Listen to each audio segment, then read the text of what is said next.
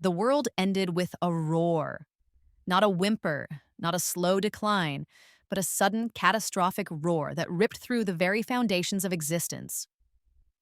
I, Evelyn Carter, remember it with a sickening clarity that no amount of therapy, had there been any therapist left, could ever erase.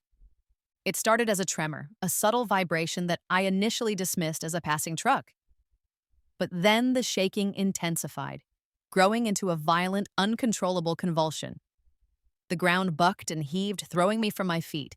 The walls of my apartment, my expensive apartment with its floor to ceiling windows overlooking the city, began to crack, to crumble. The noise was deafening, a cacophony of shattering glass, screeching metal, and the terrifying groan of collapsing concrete. Dust filled the air, thick and choking, coating my lungs with a gritty film. I could taste the fear, metallic and bitter on my tongue. Screams! God, the screams! They echoed all around me, a chorus of terror and agony that pierced through the roar of the earthquake. People I knew, people I'd passed on the street, people I'd lived, all reduced to desperate cries in the face of oblivion. I remember crawling, desperately trying to reach something, safety, shelter. It was a futile effort. The floor beneath me lurched again, throwing me against a wall. I felt a sharp, searing pain in my side, the crunch of bone and the warm gush of blood, and then the ceiling came down. It happened in slow motion, or maybe that was just my perception. My brain struggling to process the sheer scale of the destruction. A massive slab of concrete, dislodged from its moorings, plummeting towards me. I remember a fleeting thought, a bitter, ironic realization. So this is it. No dramatic last words, no profound revelations, just a blinding flash of pain, a sense of overwhelming helplessness, and then nothing. Darkness, silence, oblivion, and then light. I woke up gasping, my body drenched in sweat, my heart hammering against my ribs like a trapped bird. I was in bed, my own bed, the familiar comfort of my sheets, a stark contrast to the memory that still clung to me, vivid and terrifying. It had been a dream, just a nightmare. A ridiculously vivid, horrifyingly realistic nightmare. But as I lay there, my breath slowly returning to normal, my gaze fell on the digital clock on my nightstand. The date, displayed in glowing red numerals, sent a jolt of icy terror through me. It was 100 days before the earthquake, 100 days before the world ended. This wasn't a dream. This was a second chance, a do-over, a cosmic rewind that defied all logic, all reason. I sat up, my mind racing, trying to make sense of the impossible. I touched my side, expecting to find the broken ribs, the gaping wound. But there was nothing. Just smooth skin, unblemished flesh. I stumbled to the bathroom, staring at my reflection in the mirror. It was me, Evelyn Carter, but younger. My face was free of the lines of stress and exhaustion that had become my constant companions. My eyes wide and filled with a mixture of fear and something else. Hope? Determination? This time, I whispered, my voice trembling, I refused to be a victim of fate. The words were a vow, a promise to myself, a declaration of war against the impending apocalypse. I had 100 days, 100 days to prepare, to protect myself, to survive. The first few hours were a blur of frantic activity. I grabbed my laptop, my fingers flying across the keyboard, verifying my memories. I checked news reports, stock prices, weather patterns. Everything matched. The earthquake, the subsequent tsunamis, the volcanic eruptions, it was all going to happen, just as I remembered. I made a list, a mental inventory of everything I needed to do, the resources I needed to acquire, the steps I needed to take to ensure my survival. It was a daunting task, an almost impossible undertaking, but I couldn't afford to be overwhelmed. I had to be focused, efficient, ruthless. First, money. I needed money, lots of it. I started liquidating my assets. My apartment, a stylish condo in a soon-to-be-collapsed high-rise, went on the market immediately. I listed it at a ridiculously low price, knowing it would attract a quick sale. "Are you sure about this, Evelyn?" the real estate agent asked, her brow furrowed with concern. "This is a prime piece of property. You could get so much more if you just waited." "I need it sold now," I insisted, my voice firm. "Cash offer, no contingencies, today." She looked at me, her eyes filled with a mixture of pity and suspicion. She clearly thought I was insane. And maybe I was, but I was also, I hoped, alive. Next, my car. A sleek, expensive sports car that would be utterly useless in a post apocalyptic world. I sold it to a used car dealership for a fraction of its worth, ignoring the salesman's bewildered protests. My stocks, my bonds, my retirement accounts, I liquidated everything, converting it all into cold, hard cash. Ms. Carter, are you sure about this? My financial advisor asked, his voice laced with alarm. This is highly unusual. You're selling at a loss. You're going against all conventional wisdom. Conventional wisdom is about to become obsolete, Mr. Henderson, I replied, my voice devoid of emotion. Trust me. He didn't, of course. He thought I'd lost my mind, but he processed the transactions reluctantly, shaking his head in disbelief. Even my family got a phone call. I kept it cryptic. I'm going off grid for a while, I told my sister, ignoring her questions. Don't try to contact me, I'll be fine. Sell anything I have left at the apartment. Consider it yours. I hung up before she could argue, a small pang of guilt quickly overshadowed by the cold, hard reality of what was to come. I had to be ruthless. I had to be efficient. I had to be prepared.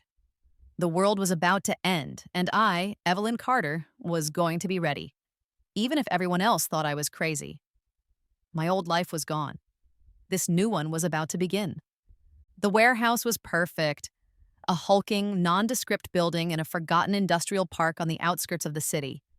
It was the kind of place no one would look twice at, a forgotten relic of a bygone era, exactly what I needed. It was vast, cavernous, with high ceilings, concrete floors, and loading docks that could accommodate even the largest trucks.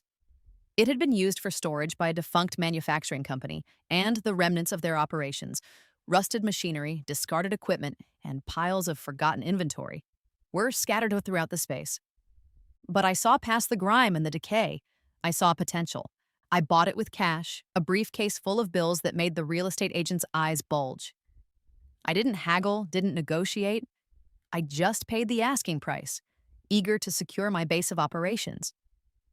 You know this place needs a lot of work, right? The agent said, his voice skeptical. It's practically condemned. I'm aware of that, I replied, my voice flat. I have plans. My plans, of course, involved turning this dilapidated warehouse into a fortress, a self-sufficient sanctuary that would withstand the coming apocalypse. The first step was security. I hired a team of contractors, discreetly vetted and paid handsomely, to install heavy-duty steel doors, reinforced windows, and a state-of-the-art surveillance system. I wanted the place to be impenetrable, a silent guardian against the chaos that was to come. Then, the supplies began to arrive. Truckloads of non-perishable food, mountains of rice, beans, flour, canned goods, dried fruits, and enough MREs to feed a small army. Water purification equipment, medical supplies, tools, generators, fuel, batteries, solar panels, everything I could think of, everything I remembered needing, everything I knew would be essential for survival. It was a logistical nightmare, organizing the deliveries, managing the inventory, ensuring everything was stored properly. But I was driven, fueled by a relentless determination to be prepared, to be self-sufficient, to survive. And then there was the ring. It was a simple silver band, unremarkable in every way. I'd found it in a box of old jewelry I'd salvaged from my apartment before selling it. I'd almost thrown it away, dismissing it as a cheap trinket. But something, a gut feeling, made me hold on to it. I was organizing my supplies in the warehouse, stacking boxes of canned goods, when it happened. I dropped a can, and it rolled towards a dark corner of the room. As I reached for it, my hand brushed against the ring, which I'd absent-mindedly slipped onto my finger. And then, nothing. Not nothing exactly. It was more like a void. A space where there shouldn't be a space. I pulled my hand back, staring at the ring. It looked the same. Ordinary. Unremarkable. I reached out again, tentatively, towards the corner. And again, my hand disappeared. Not into something, but through something. It was like the air itself had become liquid, permeable. I took a deep breath and pushed my entire arm through. It vanished up to the shoulder. I could feel nothing. No resistance, no texture, just emptiness. I pulled my arm back, my heart pounding. I looked at the ring, then back at the corner. Could it be? Was it possible? I grabbed a box of canned goods, a heavy, cumbersome box that I could barely lift. I approached the corner, holding the ring-bearing hand out in front of me. And then I pushed. The box disappeared. Not gradually, not partially, but completely. One moment it was there, the next it was gone. I stood there, stunned, staring at the empty space. I reached out again, my hand passing through the air where the box had been. Nothing. I pulled the box back. Or rather, I thought about pulling it back and it reappeared, sliding effortlessly out of the void. It was an infinite storage space, a pocket dimension accessible only through the ring, a loophole in the fabric of reality, a cheat code for the apocalypse. The implications were staggering. I could store an unlimited amount of supplies without worrying about space, about weight, about anything. I could have a secret arsenal, a hidden pantry, a portable fortress, all contained within this unassuming silver ring. The discovery changed everything. It gave me an edge, a significant advantage in the coming chaos. It made my seemingly impossible task of preparing for the apocalypse possible. I spent the next few weeks mastering the ring, learning its intricacies, its limitations, its potential. I discovered that I could store anything, not just physical objects, but also energy. I could draw power from the earth, from the sun, from the very air around me, storing it within the space for later use. It was like having a magical superpower, a secret weapon that no one else knew about. And with this newfound power, I expanded my preparations. I acquired weapons, not just for self-defense, but for hunting, for protecting myself and perhaps others. I wasn't a soldier, but I was a survivor, and I would do whatever it took to ensure my survival. I bought firearms, handguns, rifles, shotguns, and learned how to use them. I practiced at a shooting range, honing my skills, becoming proficient in the art of killing. It was a grim necessity, a dark reality of the world I was preparing for. I also acquired a crossbow. Silent, deadly, and requiring no ammunition beyond the bolts I could craft myself. It was a weapon of stealth, of precision, of survival. I purchased vehicles, a rugged off-road truck capable of handling any terrain, an armored van reinforced and modified to withstand attacks, and, on a whim, a pair of snowmobiles. I remembered the extreme weather, the blizzards, the freezing temperatures that had followed the earthquake.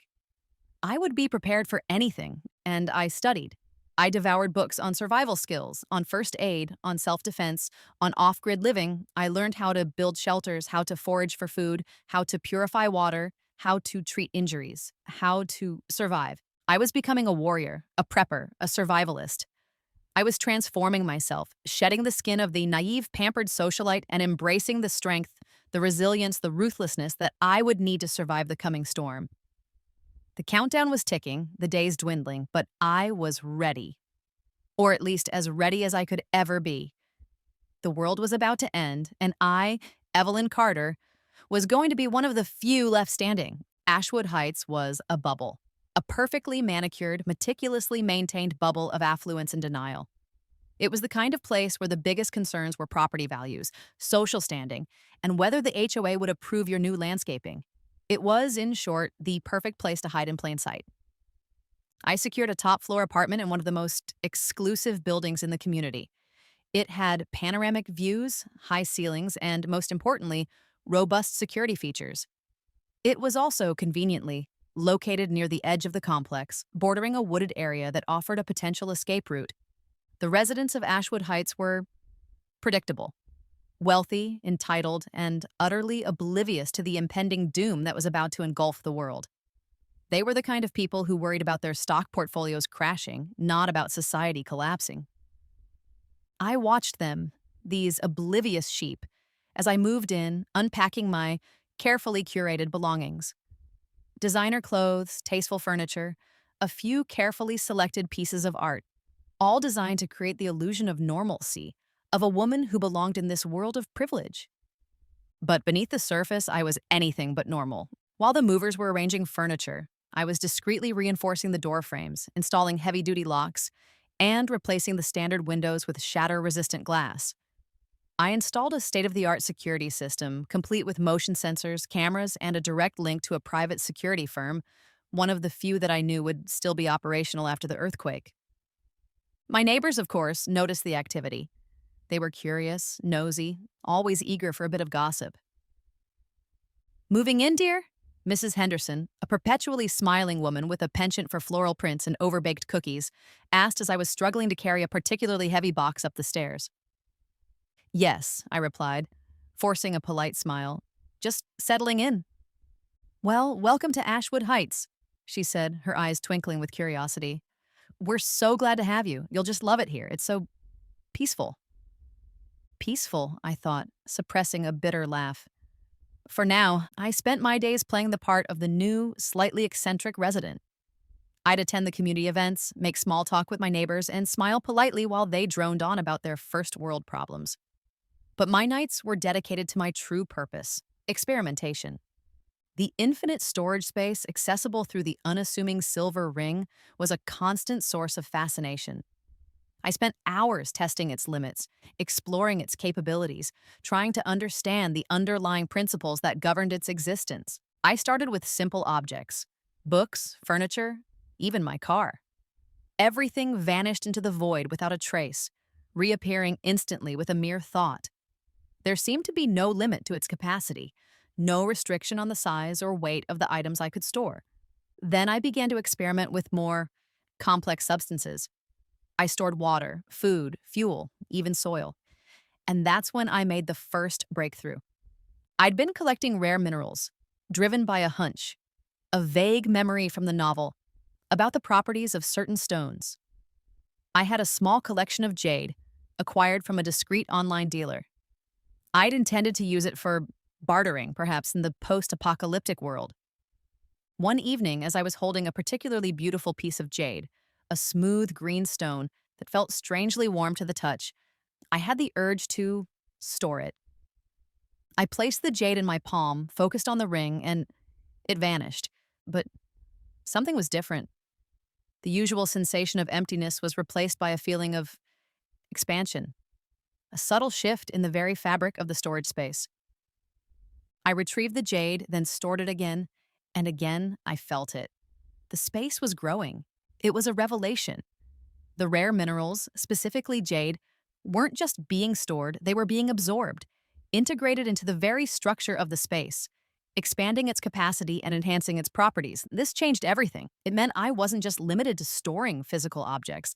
I could potentially alter the space, shape it, customize it to my needs. I started acquiring more jade, larger pieces, different varieties. I experimented with other minerals, but none had the same effect.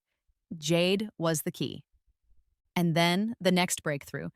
I'd been storing soil, large quantities of it, intending to use it for, well, I wasn't quite sure yet, but I had a feeling it would be useful. One evening, as I was mentally exploring the storage space, I stumbled upon something unexpected. It was a small patch of land, bathed in a soft golden light. It was fertile, rich soil, with a small, crystal clear spring bubbling up from the center. It was a garden. A garden within the storage space. I was stunned. I hadn't created this. It had appeared spontaneously, as if the space itself was responding to my needs, to my intentions. It had evolved. I rushed to my laptop, my mind racing. I researched ancient texts, obscure lore, anything I could find about pocket dimensions, about magical spaces, about the properties of jade, and I found it. A passage in a forgotten alchemical text describing a legendary inner garden, a space that could be cultivated, shaped, and expanded through the use of specific minerals and the power of intention. I had inadvertently created my own inner garden. I started experimenting, planting seeds, transplanting seedlings, using my earth magic to nurture and grow the plants within the space. The results were astonishing. Plants grew at an accelerated rate, yielding abundant harvests of fruits, vegetables, and herbs. The water from the spring was pure and invigorating, possessing subtle healing properties. The storage space was no longer just a storage space. It was a sanctuary, a self-sustaining ecosystem, a source of life in a world that was about to be plunged into death. I started practicing basic gardening skills, drawing on hazy memories of my grandmother's garden from my previous life. I learned about composting, crop rotation, and natural pest control. The inner garden became my obsession, my refuge, my secret weapon. You spend a lot of time in that warehouse, Evelyn. Daniel Reed, my neighbor, said one afternoon as I was carrying a load of gardening supplies into my apartment. He'd been watching me, his eyes filled with a cautious curiosity. It's a hobby, I replied evasively. I'm experimenting with hydroponics. He raised an eyebrow, clearly skeptical. Hydroponics, huh? You seem to be taking it very seriously. I'm a passionate person, Mr. Reed, I said, smiling. When I commit to something, I go all in. He nodded slowly, his gaze lingering on me. I can see that, he said.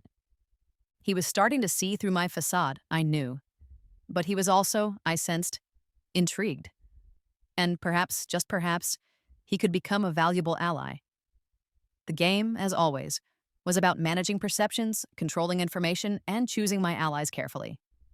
And in this new, increasingly dangerous world, allies were a precious commodity, even perhaps nosy neighbors with a penchant for observation. Ashwood Heights was a microcosm of society, a carefully curated collection of personalities, each with their own strengths, weaknesses, and blind spots. I knew from my past life that these seemingly ordinary neighbors would react in vastly different ways to the coming apocalypse. Some would crumble, some would adapt, and some would surprise me.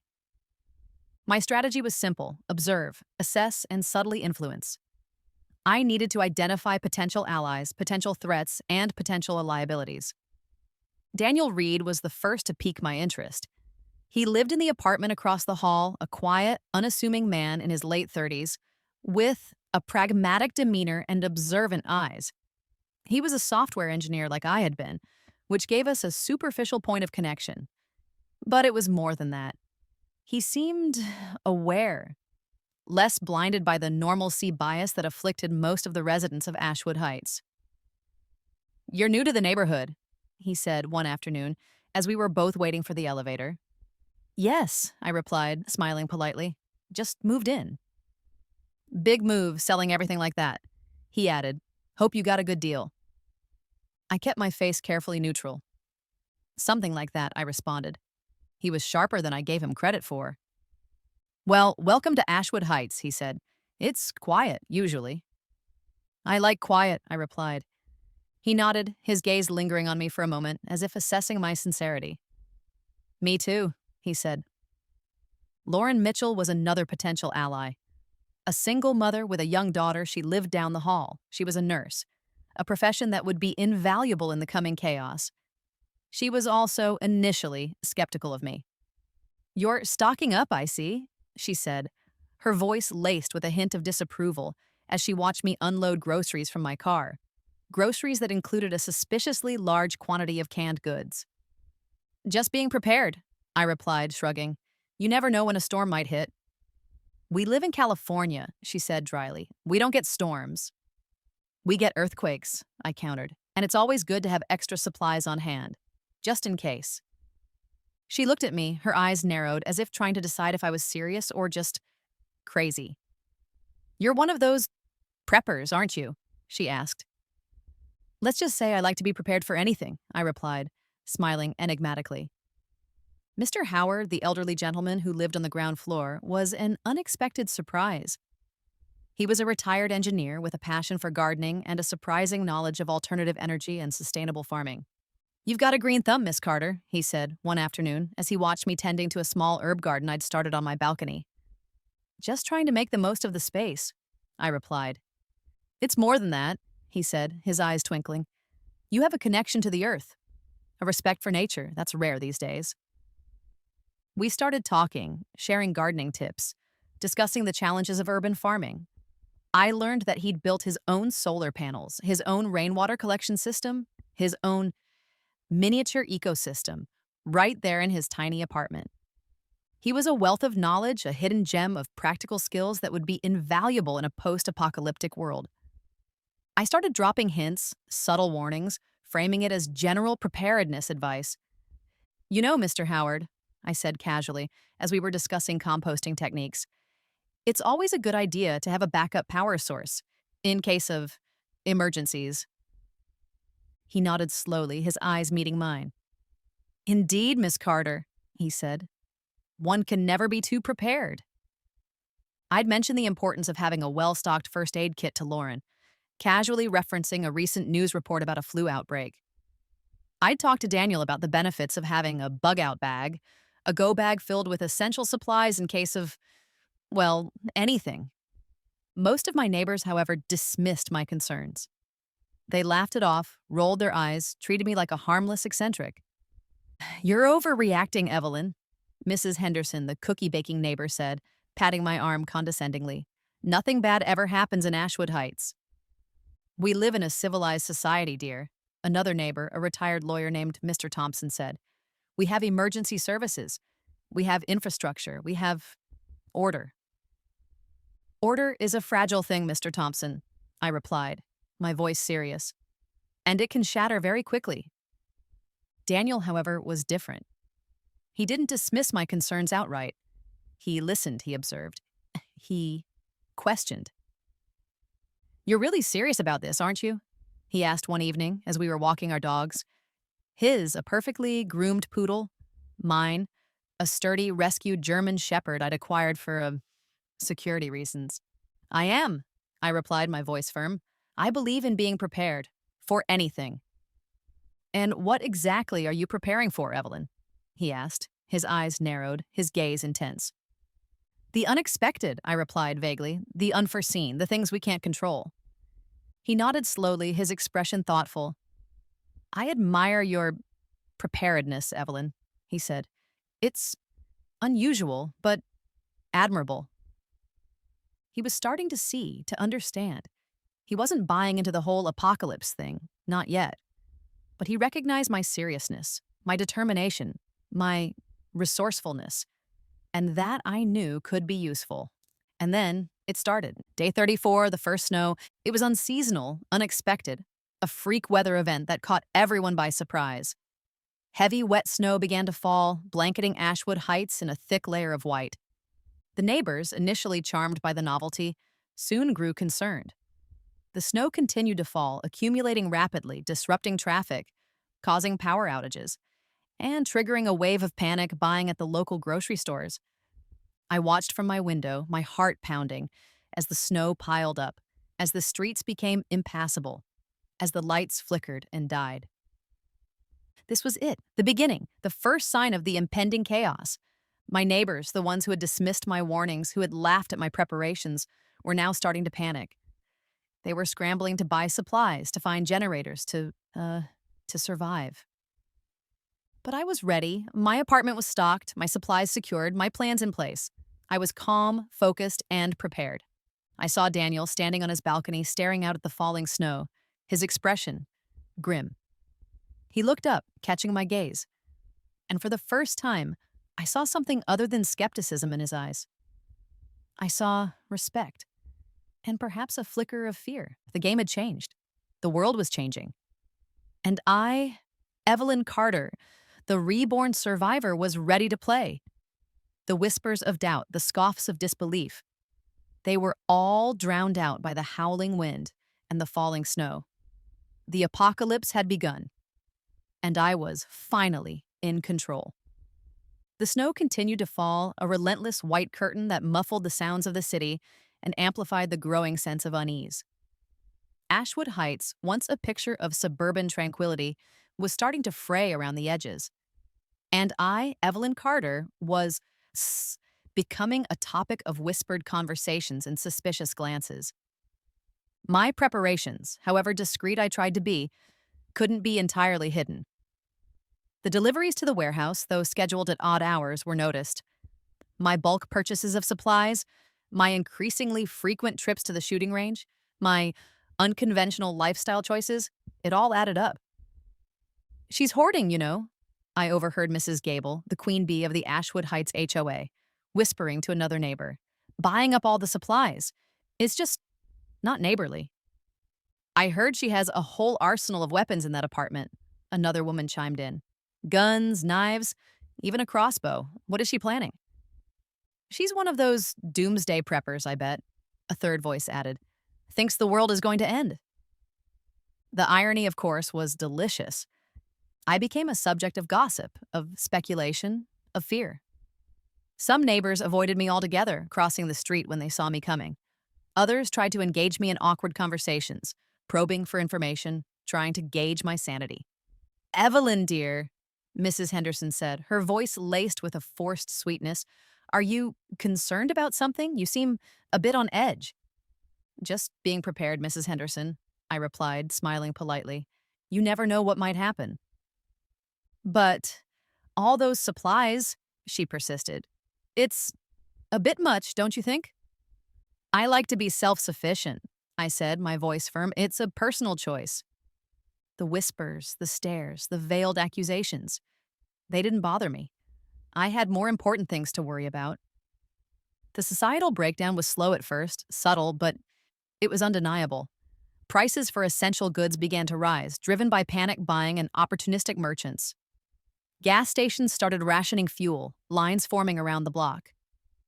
Reports of looting and vandalism in nearby neighborhoods began to circulate. The veneer of civility was cracking, revealing the ugliness beneath. And then, there were the Black Vultures. They weren't a formal organization, not yet. Just a loose collection of thugs, criminals, and opportunists who saw the growing chaos as an opportunity for profit and power. They started small, looting stores, harassing residents, marking their territory with crude graffiti, a black vulture with outstretched wings. I saw their handiwork firsthand during a trip to the grocery store. The shelves were mostly bare, the few remaining items marked up to exorbitant prices. A group of young men, their faces covered with bandanas, were openly looting the store, stuffing bags with whatever they could grab. The store owner, an elderly man, was cowering behind the counter, his face pale with fear. I considered intervening, but I knew it was too risky. I was outnumbered, outgunned, and drawing attention to myself would be foolish. I had to be smart, strategic, to choose my battles carefully. But the incident reinforced the need for my preparations. The world was becoming increasingly dangerous, and I needed to be ready for anything. The early raids were a wake-up call. Small groups of desperate or simply opportunistic individuals began targeting homes and businesses, looking for food, supplies, anything of value. One evening, I heard a commotion outside the warehouse. I cautiously approached the loading dock, my hand resting on the grip of the handgun I now carried at all times. I saw them. 3 young men, armed with crowbars and baseball bats, trying to pry open one of the warehouse doors. They were amateurs, clumsy and disorganized, but they were still a threat. I didn't hesitate. I fired a warning shot into the air, the sound echoing through the deserted industrial park. The men froze, their eyes wide with surprise and fear. "This is private property!" I shouted, my voice amplified by the warehouse's acoustics. "Leave now, and I won't shoot again." They hesitated for a moment, then turned and fled, disappearing into the darkness. It was a minor incident, a non-lethal confrontation. But it was a sign of things to come. A preview of the chaos, the violence, the desperation that would soon engulf the world. I knew I couldn't stay hidden forever. I couldn't rely solely on my supplies, on my preparations. I needed to be proactive, to defend myself, to protect what was mine. The whispers about me intensified. The crazy prepper lady was now also the gun-toting recluse. But I didn't care. I had a purpose, a mission, and I wouldn't let fear or gossip or the threat of violence deter me. The countdown was ticking, the apocalypse was approaching, and I, Evelyn Carter, was ready to fight for my survival, for my future, for a world that was about to be turned upside down. 4 days, that's all that remained. 4 days until the world as we knew it ceased to exist. The countdown had reached its final terrifying stage. The natural disasters, once subtle and sporadic, escalated dramatically. Minor earthquakes became daily occurrences, shaking the foundations of buildings and the nerves of the population. Flash floods swept through low-lying areas, displacing families and disrupting transportation. Extreme weather events, blizzards, heat waves, torrential downpours battered the city, creating a sense of impending doom.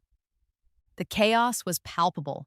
The streets were filled with panicked faces, with cars speeding recklessly, with people desperately searching for supplies, for safety, for any semblance of control in a world that was rapidly spinning out of control. Grocery store shelves were stripped bare, gas stations ran dry, pharmacies were looted.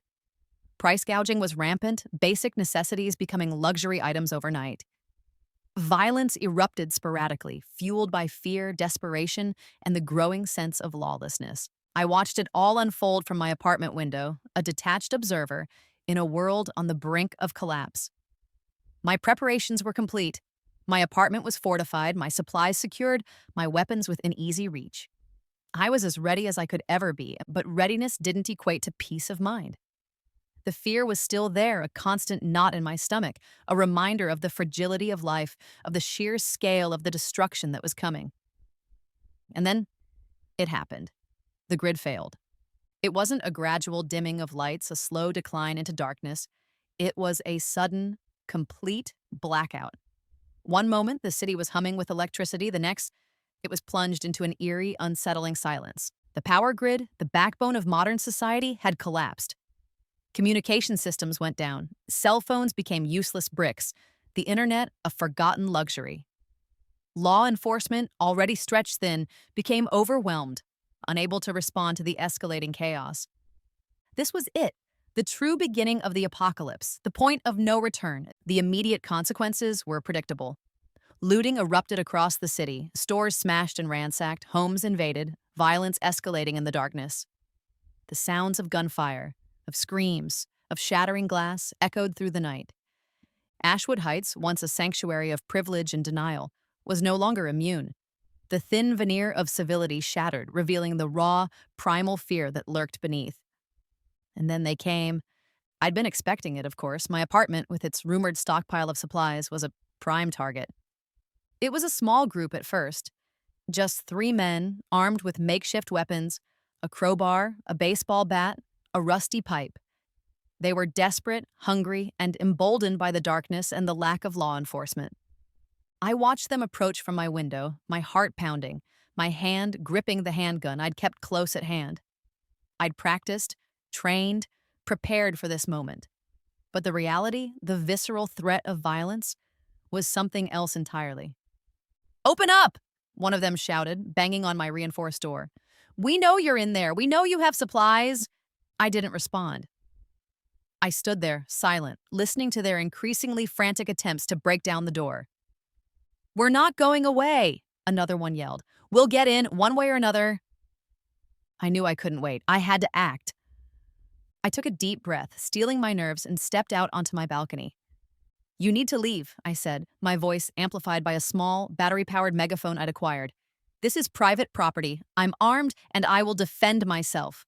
They laughed, a harsh, mocking sound. "You and what army, lady?" One of them sneered. I fired a warning shot, aiming for the ground near their feet. The bullet ricocheted off the pavement, sending sparks flying. They froze, their bravado faltering. "I'm not playing games," I said, my voice cold and steady. "Leave now or face the consequences." They hesitated, looking at each other, their eyes flickering with uncertainty. Then, one of them, the largest of the 3, stepped forward. "We're not afraid of you, bitch," he snarled. "We're coming in." He charged towards the building, his crowbar raised, and that's when I shot him. I aimed for his leg, not wanting to kill him, but to incapacitate him. The bullet found its mark, and he screamed, collapsing to the ground, clutching his leg. His companions, shocked and terrified, turned and fled, disappearing into the darkness. I stood there on my balcony, my body trembling, my heart pounding, the acrid smell of gunpowder filling the air. I'd done it. I'd defended myself. I'd used lethal force. But there was no sense of triumph, no feeling of satisfaction.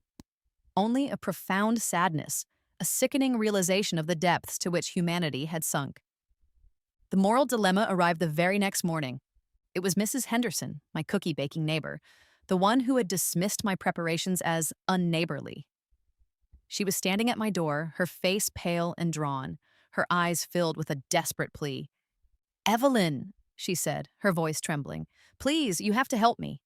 My husband, he's sick. He needs medicine, and the pharmacies, they're all looted." I looked at her, my mind racing. I had medical supplies, plenty of them, but sharing them meant depleting my own resources, risking my own survival. Please, Evelyn, she begged, tears streaming down her face. I know you have supplies. I saw the deliveries. Please help me save my husband. It was a test, a moral dilemma in the heart of the apocalypse. Do I adhere to the ruthless logic of self-preservation, or do I risk my own safety to help another? The choice ultimately wasn't difficult. I couldn't turn her away.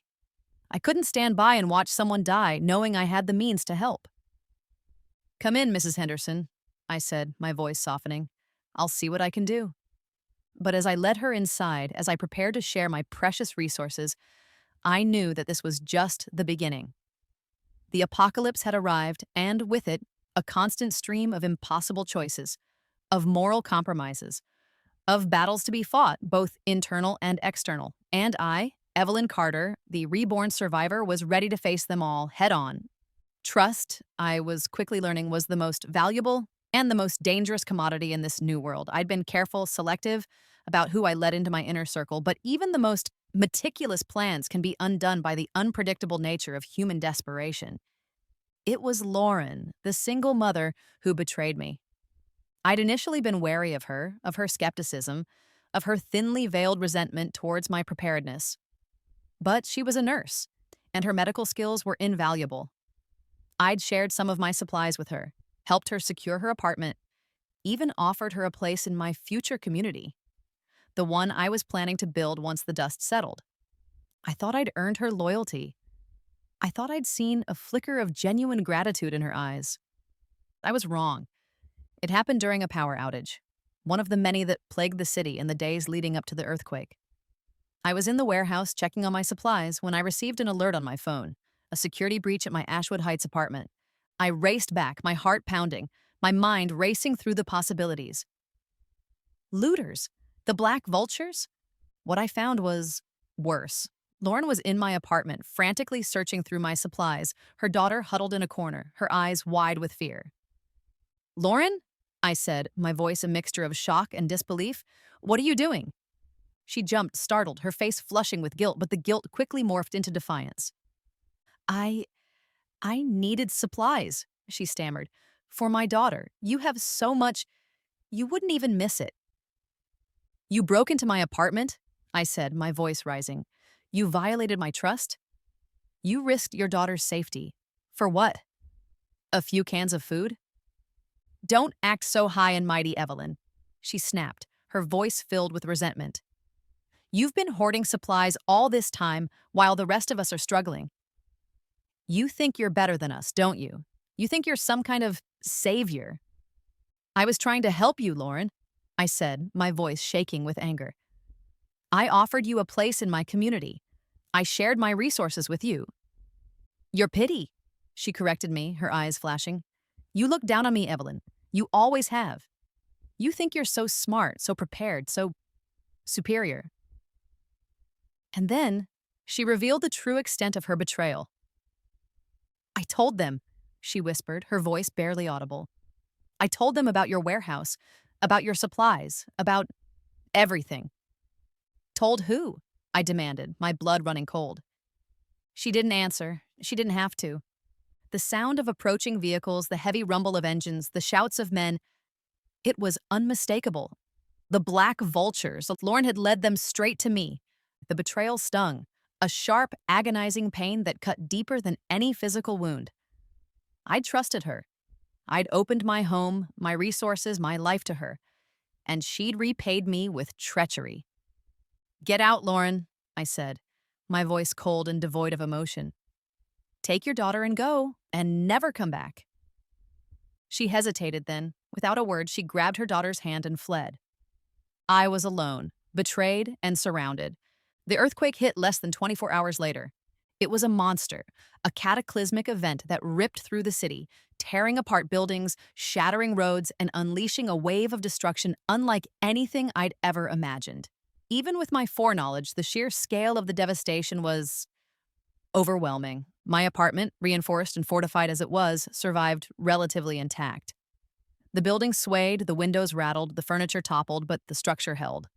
But outside was a scene of utter chaos. Buildings had collapsed, reduced to piles of rubble. Streets were cracked and buckled, impassable to all but the most rugged vehicles. Fires raged, fueled by broken gas lines and overturned cars. The air was thick with dust, smoke, and the screams of the injured and the dying. Ashwood Heights, once a pristine oasis of affluence, was in ruins. The manicured lawns were torn up, the swimming pools filled with debris, the luxury apartments reduced to shattered shells. And the survivors, they were a desperate, frightened, and increasingly dangerous mob. The scarcity of resources, already a problem before the earthquake, became a life or death struggle. Water, food, medicine, fuel, everything was in short supply. People fought over scraps of food, looted abandoned stores, turned on each other in a desperate bid to survive. The thin veneer of civilization had vanished, replaced by a raw, primal instinct for self-preservation. I, however, was prepared. I had my supplies, my weapons, my fortified apartment. I was, for the moment, safe. But I knew it wouldn't last. The black vultures were still out there, and they knew about my warehouse. And now, with the city in ruins, with law and order completely collapsed, they would be even more ruthless, more desperate, more dangerous. I started rationing my supplies, carefully calculating how long they would last. I ventured out only when necessary, scavenging for additional resources, always armed, always vigilant. I established a system of trade with a few of the remaining residents of Ashwood Heights: Daniel Reed, surprisingly resourceful and pragmatic, and Mr. Howard, whose knowledge of alternative energy proved invaluable. "We need to work together, Evelyn," Daniel said, his voice grim. "We need to pool our resources to protect ourselves." "I agree," I replied, "but trust is earned, not given. And right now, there's not much of it to go around." The betrayal by Lauren had left a deep scar, a lingering paranoia that made it difficult to trust anyone. I was surrounded by potential enemies, by desperate people who would do anything to survive. But I also knew that I couldn't do this alone. I needed allies. I needed support. I needed a community. The challenge was finding people I could trust, people who shared my vision, people who wouldn't betray me when things got tough. The apocalypse had arrived, and it was a brutal, unforgiving teacher, and I, Evelyn Carter, was determined to learn its lessons, to adapt, to survive, and perhaps to build something better from the ashes of the old world. Hope in a world reduced to rubble and ash is a precious commodity, and I, Evelyn Carter, had cultivated a secret garden of it. The fertile plot of land within my infinite storage space, the inner garden, as I'd come to call it, was more than just a resource. It was a symbol of resilience, of renewal, of the enduring power of life in the face of death. I spent hours within the space, tending to my crops, nurturing the plants, marveling at the speed and abundance with which they grew. The air was warm and humid, the light a soft golden glow that seemed to emanate from the very soil itself. It was a sanctuary, a refuge from the chaos and despair of the outside world. I grew everything I could think of: vegetables, fruits, herbs, even grains. I experimented with different varieties, using my admittedly rusty knowledge of botany and agriculture, combined with the unique properties of the space, to create a sustainable food source. The garden wasn't just for me, it was for the community, for the few remaining residents of Ashwood Heights who had managed to survive the earthquake and the subsequent chaos. Sharing the food I grew, offering a taste of fresh produce in a world of canned goods and scavenged scraps, was a way of building trust, of fostering cooperation, of creating a sense of hope. "You're a miracle worker, Evelyn," Daniel Reed said one evening as he ate a freshly picked tomato, his eyes wide with wonder. This is incredible." "It's just a garden, Daniel," I replied, shrugging. "But in this world, a garden is everything." But the garden and the resources it provided also made us a target. The black vultures. They were no longer just a rumor, a distant threat. They were a clear and present danger, their presence looming over Ashwood Heights like a gathering storm. Led by a ruthless, charismatic man known only as Boss Red, they had carved out a territory for themselves in the ruined city, preying on the weak, looting supplies, and terrorizing anyone who dared to resist. They were well-armed, well-organized, and utterly merciless. And they knew about us. They'd heard the rumors of the miracle garden, of the woman who could conjure food out of thin air, of the community that had somehow managed to survive, even thrive, in the midst of the apocalypse. They wanted what we had, and they were coming to take it. The attacks started subtly, scouting parties, probing our defenses, testing our weaknesses. Then they escalated. Small raids, hit and run attacks designed to steal supplies, to terrorize, to wear us down. They're testing us, Evelyn, Daniel said, his voice grim, as we surveyed the damage from the latest raid. A broken window, a looted storage shed, a few terrified residents. They're trying to see how far they can push us. We need to be ready, I said, my voice firm. We need to be strong. We need to show them that we won't be intimidated. I took charge, organizing the community's defenses. We barricaded the entrances to the complex, set up watchtowers, and established patrols. I distributed weapons, teaching the residents how to use them, how to defend themselves. It was a strange, almost surreal experience, transforming a group of pampered, privileged suburbanites into a makeshift militia. But they were learning, adapting, driven by the primal instinct to survive. The final showdown was inevitable. It came on a moonless night, a night filled with the howling of the wind and the distant sounds of gunfire. The black vultures attacked in force, a swarm of armed thugs, their faces painted with grotesque war paint, their eyes gleaming with malice. They're here! The shout came from the watchtower. They're breaking through the gates! The battle was fierce, brutal, and chaotic. Gunfire echoed through the night, screams of pain and terror mingling with the shouts of the attackers. I fought alongside the others, my handgun blazing, my heart pounding with a mixture of fear and adrenaline. I saw neighbors, friends, people I'd barely known fighting for their lives, defending their homes, protecting their families. And I saw Mr. Howard, the elderly engineer, wielding a makeshift flamethrower he'd constructed from spare parts, his face illuminated by the flames. I saw Lauren, the woman who had betrayed me, fighting back-to-back with Daniel, her medical skills proving invaluable in treating the wounded. And then I saw him, Boss Red. He was a mountain of a man with a shaved head, a scarred face, and eyes that burned with a cold, ruthless intensity. He was armed with an assault rifle, and he was leading the charge, his voice a guttural roar that cut through the din of battle. Our eyes met, and I knew with a chilling certainty that this was it, the final confrontation. "You!" he shouted, his voice filled with hatred. "You're the one! The garden bitch! I'm going to take everything you have!" He raised his rifle, aiming it directly at me. I didn't hesitate. I drew my own weapon, my hand steady, my aim true. We fired at the same time, and his bullet grazed my shoulder, a searing pain that made me stagger, but my shot found its mark, and he collapsed, his body hitting the ground with a sickening thud. The leader of the black vultures was dead. The remaining attackers, demoralized by the loss of their leader, faltered. Their attack lost its momentum, their confidence shattered. We pressed our advantage, driving them back, forcing them to retreat. The battle was over. We had won. But the victory was bittersweet. Several of our neighbors had been injured, some seriously. And Daniel had taken a bullet to the leg, protecting Lauren from a stray shot. I knelt beside him, tending to his wound, my hands surprisingly steady. "Why?" I asked, my voice barely a whisper.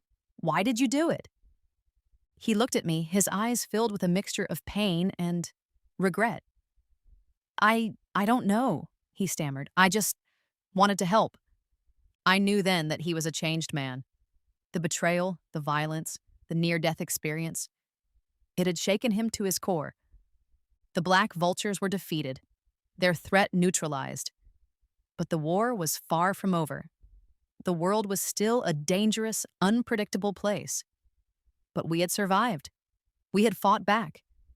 And we had, against all odds, created a small pocket of hope, a fragile community in the ruins of a shattered world. The garden, my secret weapon, my symbol of resilience, would continue to bloom. And I, Evelyn Carter, the reborn survivor, would continue to fight. For my future. For our future. For a world that desperately needed a second chance. The defeat of the black vultures was a turning point, but it was also just the beginning. Ashwood Heights was in ruins, its infrastructure shattered, its residents traumatized. The real work, the work of rebuilding, of creating a sustainable future, was just starting. And I, Evelyn Carter, found myself thrust into a leadership role. It wasn't a role I'd sought or even wanted, but it was a role I couldn't avoid. I had the knowledge, the resources, the power. And with that power came responsibility.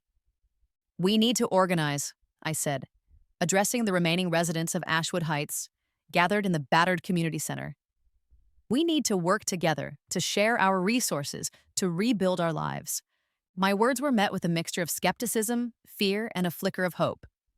They were broken, battered, traumatized. But they were also survivors. I proposed a system of resource sharing, a communal approach to survival. We would pool our remaining supplies, share our skills, and work together to rebuild our community. We have food, I said, gesturing towards the supplies I'd discreetly brought from the warehouse, supplemented by the bounty of the inner garden. We have shelter. We have each other. We can survive this. We can thrive. It wasn't easy. There were disagreements, conflicts, moments of despair. But slowly, gradually, a sense of community began to emerge. We cleared the debris, repaired the damaged buildings, and established a perimeter defense. We planted gardens, set up rainwater collection systems, and implemented security protocols. Mr. Howard, with his knowledge of alternative energy, became a crucial asset. He helped us rig up a makeshift power grid, using salvaged solar panels and scavenged generators. Daniel Reed, his leg healed but his spirit humbled, used his software skills to establish a local communication network, allowing us to stay in contact with other survivor groups. Even Lauren, despite her past betrayal, proved her worth, using her nursing skills to care for the injured and the sick. We were building something new, something better, from the ashes of the old world. A community based on cooperation, on resilience, on hope. My warehouse became the central hub, the heart of our new community. I shared the resources I'd stockpiled, carefully managing the supplies, ensuring everyone had enough to eat, to drink, to survive. The inner garden, my secret sanctuary, became our lifeline, providing fresh produce, medicinal herbs, and a symbol of hope in a world of scarcity. And slowly but surely, Ashwood Heights began to heal. The epilogue takes place several years later. The world is a different place, the old order is gone, replaced by a patchwork of survivor communities struggling to rebuild, to adapt, to create a new normal. Ashwood Heights is one of those communities. It's thriving. The once manicured lawns are now filled with gardens, overflowing with fruits, vegetables, and herbs. The houses, repaired and reinforced, are powered by solar panels and wind turbines. The streets are safe, patrolled by a well-trained community guard. Children play in the streets, their laughter echoing through the air, a testament to the resilience of the human spirit. Families gather for communal meals, sharing stories, sharing resources, sharing hope. And I, Evelyn Carter, stand on the balcony of my rebuilt apartment, looking out at the community I helped create. I'm no longer the naive socialite, the desperate prepper, or the ruthless warrior. I'm something else, a leader, a protector, a survivor. My hair is streaked with gray, my face lined with the marks of hardship and experience. But my eyes are clear, filled with a quiet strength, a deep sense of purpose. It's beautiful, isn't it? A voice says beside me. I turn to see Daniel Reed standing there, his arm around Lauren, their daughter playing at their feet. They're a family now, bound together by shared trauma and a newfound respect for each other. It is, I reply, smiling. You did this, Evelyn, Daniel says, his voice filled with gratitude. You saved us. We saved ourselves, Daniel, I correct him. We did it together. I look out at the community, at the thriving gardens, at the smiling faces, at the children playing, and I feel a sense of peace. It's not the peace of the old world, the false security of wealth and privilege. It's the peace of knowing that I've done everything I could, that I've used my second chance to make a difference, to create something meaningful, to build a future worth fighting for. I will not just survive, I whisper to myself, the words a mantra, a reminder of the journey I've taken. I will thrive. And I have. I've not only survived the apocalypse, I've thrived in its aftermath. I've found purpose, community, and a strength I never knew I possessed. I've become a leader, a protector, a symbol of hope in a world that desperately needs it.